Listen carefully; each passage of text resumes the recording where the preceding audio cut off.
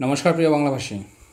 Russia যে রাষ্ট্রপতি বা আমরা বলছি প্রেসিডেন্ট পুতিন, তিনি কিন্তু সারা পৃথিবী ঘুরে বেড়াচ্ছেন।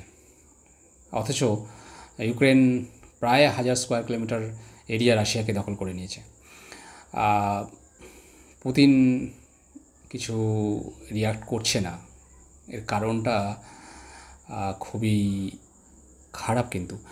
কারণ পুতিন কিন্তু একটা ফাইল বানাচ্ছে এবং সারা পৃথিবীতে ঘুরে বেরিয়ে সারা পৃথিবীর বিভিন্ন নেতাদেরকে, বিভিন্ন রাষ্ট্রপ্রধানকে কিন্তু বলছে যে দেখো ইউক্রেন কী করছে, আমার দেশে ঢুকে যুদ্ধ করছে, এবং আমি যদি আমার নিউক্লিয়ার ডক্টরিন যে 2010 সালে আমি নিজেই তৈরি করেছিলাম, এটা কিন্তু ইউএন দ্বারা তৈরি নয়, নিজেই তৈরি করেছিল। কী তৈরি করেছিল? যে তিনি প্রথমে, পুতিন তৈরি করেছিল যে প্রথমে কোনো নিউক্লিয়ার ওয়েপন ইউজ করবে না।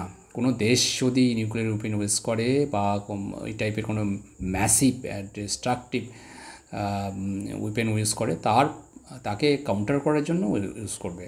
কিন্তু এটাকে তিনি চেঞ্জ করতে চলেছেন এবং তিনি বলছেন যে আমি ইউজ করে দিতে পারি। আমরা একটা গল্প ছোটোবেলায় শুনেছি যে যখন জঙ্গলের রাজা সিংহর কানের মধ্যে বারবার একটা ইঁদুর ঢুকে গড় গড় গড় গড় গড় করে তাকে যে ডিস্টার্ব করতো, এবং সিংহ কিন্তু ইঁদুর ভেবে হয়তো ছেড়ে দিয়েছিল প্রথম 2-4 বার, কিন্তু শিশুপালের ভাষায় সেই তোমার পাপের ঘোড়া 100% হয়ে গেছে, তোমার কে আর ক্ষমা নেই।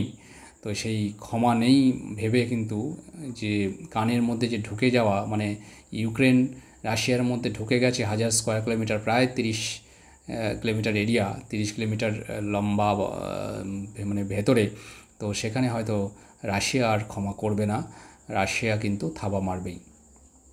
আমরা দেখেছি যে যখন আমরা পর্যটক যারা জঙ্গলে ঘুরতে যাই জিপসি করে, খোলা জিপে আমরা বসে থাকি, কিন্তু বনের রাজা সিংহ কিন্তু আক্রমণ করে না। কিন্তু ওর সিংহর একটা নিজস্ব নীতি আছে যে যতক্ষণ সে জিপের মধ্যে আছে, সে যখন জঙ্গলের মধ্যে নেমে পায়চারি না করছে বা জঙ্গলের মধ্যে ঢুকে না যাচ্ছে, তার এরিয়ার মধ্যে, মানে সিংহের এরিয়ার মধ্যে না ঢুকছে, ততক্ষণ কিন্তু সিংহ অ্যাটাক করবে না।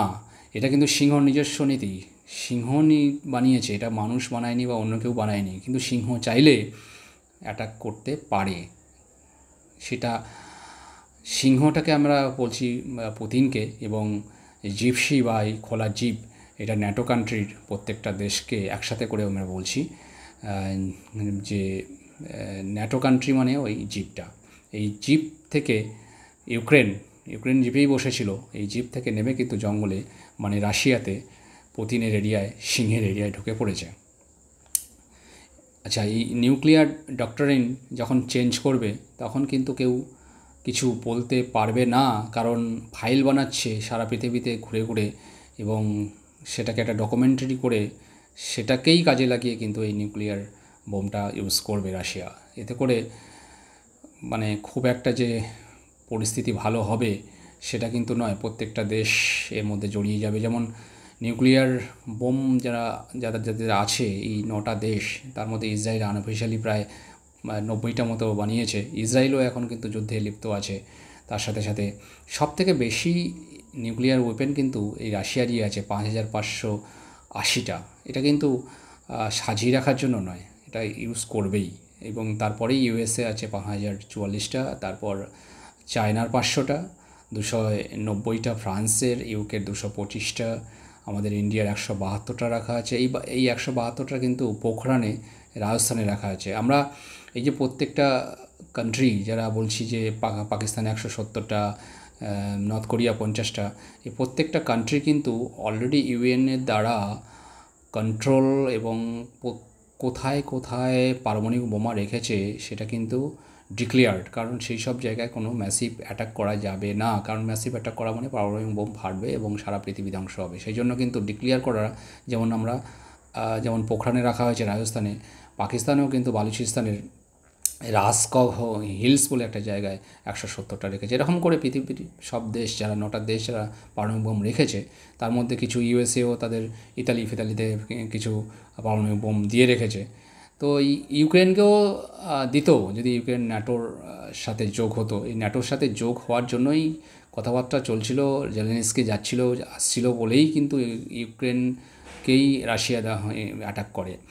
এই রিসেন্টলি কিন্তু ইউক্রেন চলে গেছে ন্যাটোর চিফের কাছে বেলজিয়ামে, এবং গিয়ে বলছে যে আমার আরও অস্ত্রশস্ত্র দরকার, এবং সেই চিফ সবার সাথে কথা বলে কিন্তু আরও উস্কাচ্ছে, আবার আরও বেশি করে ভেতরে ঢুকছে, আরও বেশি করে যুদ্ধ করছে। জিনিসটা কিন্তু খারাপ নয়, কারণ সিংহের কানের মধ্যে ঢুকে পড়লে সিংহ তো ছেড়ে কথা বলবে না, সিংহ তো মারবে। তো আমরা চাইবো না যে এই পারমাণবিক বোম ইউজ করুক রাশিয়া, অচিরেই এটাকে যেন স্তব্ধ করা হয়। তার জন্য ইন্ডিয়ার আমাদের মোদি দুজনেই সাথে মিলে এসেছে, দুজনকেই বলে এসেছে শান্তি স্থাপনের জন্য। আমরা চাইবো শান্তি স্থাপন হোক, ইউক্রেনও যুদ্ধ বন্ধ করুক। এই ন্যাটোর উস্কানিতে ইউক্রেনের কিছু হবে না, আলটিমেট ইউক্রেনের ক্ষতি হবে। যতদিন বাইডেন আছে ইউক্রেন সাপোর্ট পাবে।